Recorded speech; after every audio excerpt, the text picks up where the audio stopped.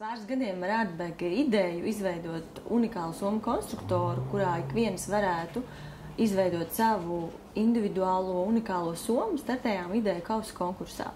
Likās, ir ideja, ir atbilstošs konkurss, kas meklē idejas un piedāvāja pirmo finansējumu idejas īstenošanai, tāpēc likās ļoti atbilstoši tieši mums piedalīties. Tobrīd jau bija novākusies, tā teikt, mūsu vadības komanda, pamata, finansists, dizainers, uzņēmējs, un ar ideju arī startējām, rakstījām biznesa plānus, gājām uz ideju kausa semināriem un piedalījāmies.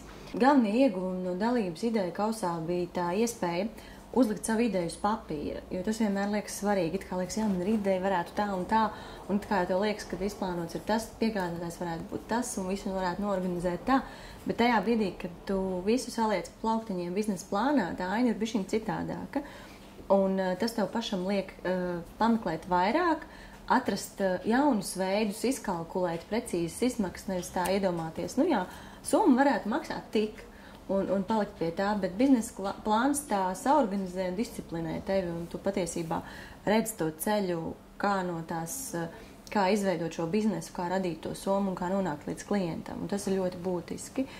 Papildus, protams, arī semināri bija ļoti vērtīgi, jo, lai arī, teiksim, ekonomika un biznesa bija mācīts, tomēr semināri vairāk bija ļoti praktiski. Un tajā brīdī, kad tā ideja jau dzīvo tavā galvā un tev vēl dod to teoriju klāt, tad man liekas, ir tas labais klikšķis vai tas saslēgums, kad tu jūti patiesībā, ko tev vajag.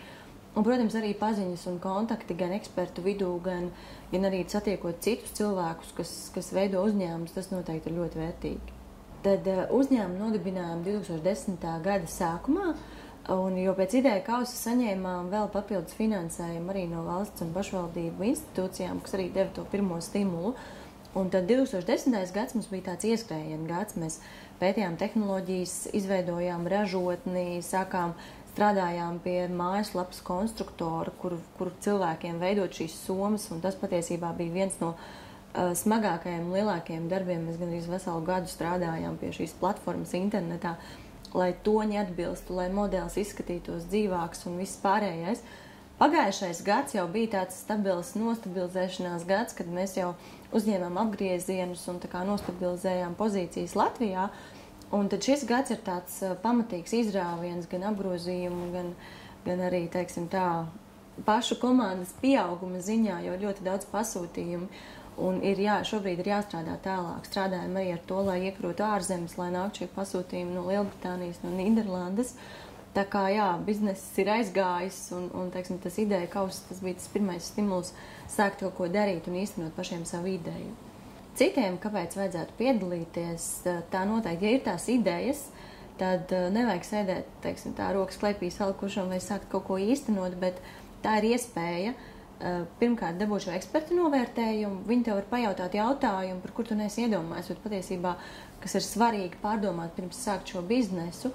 Otrakārt, jā, tu uzliec pats uz papīra visu un saproti, būs vai nebūs, būs tā dzīvotspēja biznesam vai nē. Un, nu jā, tā ir tāda pašpārliecinātība par savu ideju un pašam par sevi, vai varēs tikt galā. Nu, protams, izdodas iegūt naudas balvu ideāli, jo ideja kausā arī nav, saprot, dažādi ierobežojumi, lai viņi tērētu. Tas atliek nozīmē, ka biznesmenis pats var nolemt, kam tad šajā biznesa sākuma posmā, kas ir nepieciešams. Tā kā uz priekšu rakstīt, domāt un galvenais noteikti ir komanda. Tas ir pats svarīgākais patiesībā. Negribās teikt vēl par ideju svarīgāks, bet laba ideja bez labas komandas nekad netaps realizēta labā izpildījumā. Tāpēc komanda ir svarīga.